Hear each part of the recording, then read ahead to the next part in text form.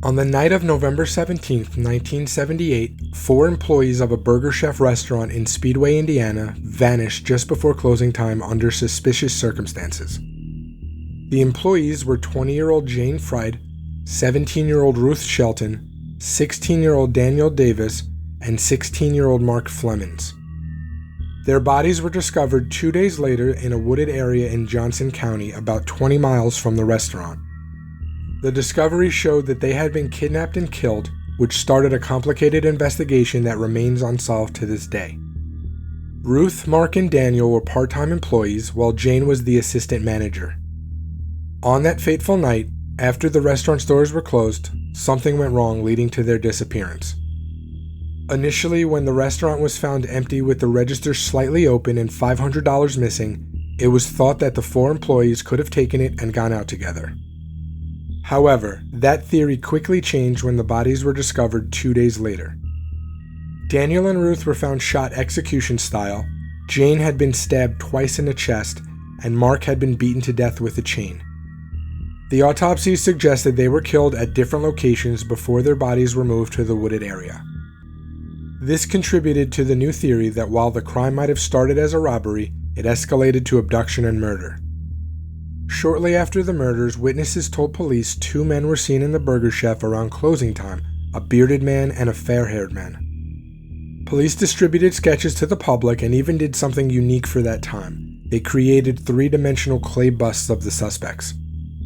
Around that same time, a man had gone into a bar in Greenwood, Indiana, and told his buddies that he committed the Burger Chef murders.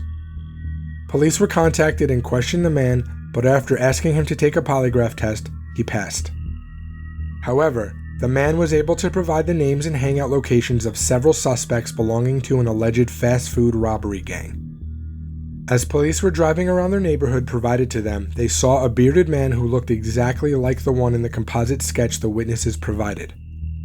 The bearded man didn't have an alibi for the time of the murders, but the police didn't have enough evidence to hold him. They did, however, threaten him with an appearance in a police lineup, but the following morning, his beard was shaved and the lineup was canceled. Living next door to the bearded man was another suspect, a fair-haired man. He was also questioned but didn't provide any valuable information to the police. The prosecutor reportedly offered plea deals to both men in exchange for information on the other, but both men refused. Inconsistencies in several witness statements and the absence of physical evidence directly tying anyone to the crime left authorities with insufficient grounds for prosecution. The initial police work had also faced criticism for possible mishandling of evidence. They had failed to secure the crime scene and allowed workers at the restaurant to clean up, which destroyed any potential evidence that could have been there. Over the years, several other suspects were questioned, including local criminals and individuals linked to organized crime, but nothing ever came from those leads. In the years since the murders, there have been several cold case reviews of the case files. Despite these efforts, no one has ever been held accountable for the tragic deaths of the 4 young workers, and the case remains unsolved as of this recording.